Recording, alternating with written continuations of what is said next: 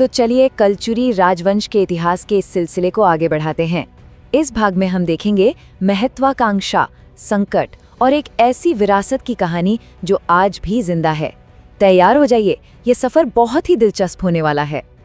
सोचिए, एक बेहद शक्तिशाली पिता, फिर उसका बेटा, एक छोटा भाई जो बड़े भाई से पहले ही राजा बन गया, और एक मंत्री जिसने अकेले ही पूरे राज्य को डूबने से बचा लिया।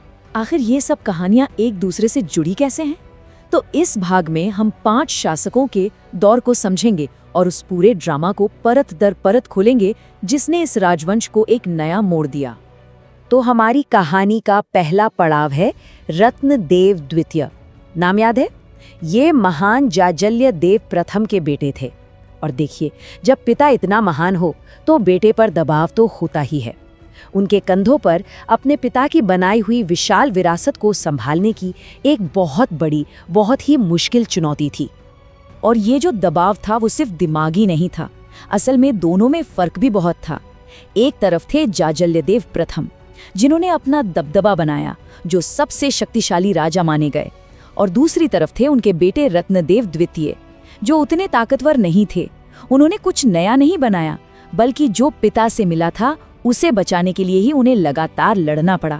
और जाहिर है उनके दुश्मनों को ये बात पता चल गई थी। उनका शासनकाल सिर्फ 15 साल का था, 1120 से 1135 ईस्वी तक। और इन 15 सालों ने, सोचिए, उन्होंने 4 बड़े बड़े युद्ध लड़े।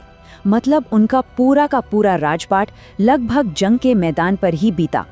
ये एक ऐसा दौर था जिसकी पहचान लगातार होते संघर्ष और लड़ाइयों से बनी। और उन्होंने सिर्फ बचाव ही नहीं किया, बल्कि हमला भी किया।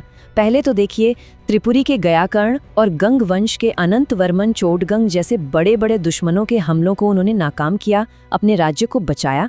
और फिर जब मौका मिला तो उन्होंने भंज वंश और बंगाल पर चढ़ाई भी की और जीते भी। तो जो लोग उन्हें कमजोर समझ रहे थे, उन सबकी बोलती बंद हो गई। तो रत्नदेव द्वितीय ने तो राज्य को बचा लिया, लेकिन उनके बाद जो राजा आए, उनके बेटे पृथ्वीदेव द्वितीय, उन्होंने इस कहानी को एक नए ही लेवल पर पहुंचा दिया। उनके 30 साल के लंबे शासनकाल में कलचुरी साम्राज्य ने वो बुलंदी छुई जो उसने पहले कभी नहीं देखी थी। ये इस राजवंश का स्वर्ण युग था। और ये बुलंदी सिर्फ जमीन जीतने तक सीमित नहीं थी, बल्कि ये एक असल साम्राज्य बनाने की कहानी थी। इसका सबसे बड़ा सबूत है उनके शिलालेख। आज तक उनके दौर के 14 शिलालेख मिले हैं, जो किसी भी दूसरे कलचुरी राजा से कहीं ज्यादा हैं। मतलब इतिहास में उन्होंने अपनी एक गहरी छाप छोड़ी। और सिर्फ यही नहीं, उन्होंने सोने और तांबे दोनों के सिक्के चलाए ताकि व्यापार फले फूले। देखिए, कोई भी महान राजा अकेले महान नहीं बनता। पृथ्वीदेव द्वितीय की असली ताकत थे उनके लोग, उनके सेनापति जगपाल देव, उनके सामंत वल्लभराज और ब्रह्मदेव। ये सिर्फ अधिकारी नहीं थे, ये साम्राज्य के सह निर्माता थे। किसी ने राजीव लोचन मंदिर को एक नया जीवन दिया, तो किसी ने खूटा घाट जैसा विशाल बांध बनवाया, जो आज भी खारंग जलाशय के नाम से जाना जाता है। सोचिए, उनकी बनाई चीजें आज भी मौजूद हैं। तो सब कुछ बढ़िया चल रहा था, साम्राज्य अपने शिखर पर था, निर्माण कार्य हो रहे थे। लेकिन कहते हैं ना, ऊंचाई के बाद ढलान आती है। पृथ्वीदेव द्वितीय के शानदार दौर के बाद कहानी में एक नया मोड़ आया।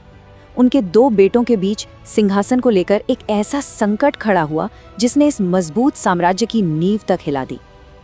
अब हुआ ये कि जब राजा पृथ्वीदेव द्वितीय की मृत्यु हुई तो उनका बड़ा बेटा जगतदेव, जो असली हकदार था, वो राजधानी से बहुत दूर पूर्वी मोर्चे पर जंग लड़ रहा था। और राजधानी में कौन था?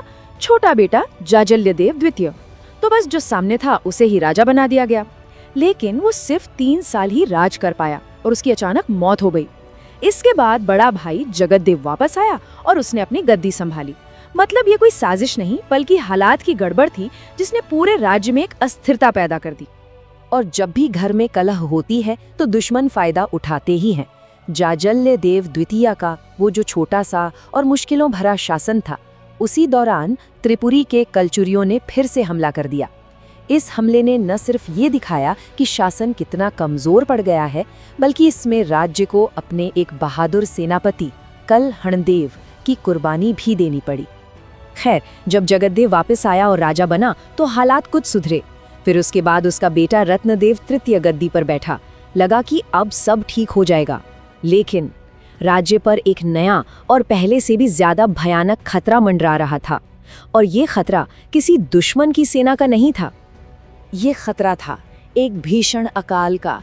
1178 से 1198 ईस्वी के बीच एक ऐसे सूखे ने पूरे राज्य को जकड़ लिया कि जमीन बंजर हो गई, लोग भूखे मरने लगे। हालत इतनी बुरी हो गई कि शाही खजाना तक पूरा खाली हो गया। चारों तरफ बस अराजकता और हाहाकार था। अब ऐसी हालत में राजा क्या करता है? सेना भेजता है? नहीं। रत्नदेव तृतीय ने एक बहुत ही सूझबूझ भरा कदम उठाया। उन्होंने एक ब्राह्मण विद्वान, एक बेहतरीन प्रशासक गंगाधर राव को अपना प्रधानमंत्री बनाया और उनके कंधों पर एक लगभग नामुमकिन काम डाल दिया गया, इस डूबते हुए राज्य को बचाना। और गंगाधर राव ने जो किया वो किसी चमत्कार से कम नहीं था। उन्होंने सबसे पहले पूरे एडमिनिस्ट्रेशन को ठीक किया ताकि अकाल से लड़ा जा सके।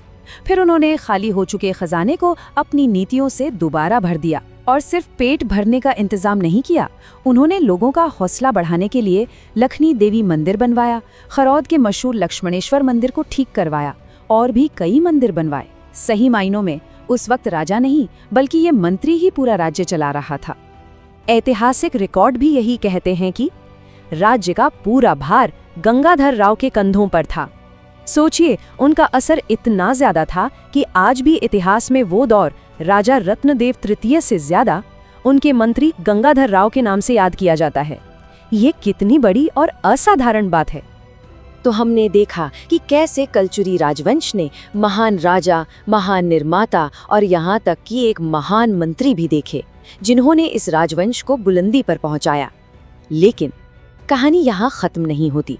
इसके बाद जो हुआ वो इतिहास का एक बहुत बड़ा, एक बहुत गहरा रहस्य है। रत्नदेव तृतीय के बाद जो राजा आए, उनके बाद अचानक सब कुछ खामोश हो जाता है। लगभग 300 सालों तक इस राजवंश के बारे में कोई पुख्ता जानकारी नहीं मिलती। सोचिए, जहां इतने शिलालेख मिल रहे थे, इतने निर्माण हो रहे थे, वहां अचानक एक गहरा सन्नाटा पसर जाता है। ऐसा लगता है मानो इतिहास के पन्नों से ये राजवंश गायब ही हो गया हो। और यही सवाल हमें आज के इस सफर के अंत में छोड़ जाता है। आखिर कलचुरी राजवंश के उन 250 सालों के अंधकार युग में हुआ क्या था? वो कहाँ चले गए? उनका क्या बना? इस बड़े रहस्य की पड़ताल हम करेंगे अपने अगले भाग में।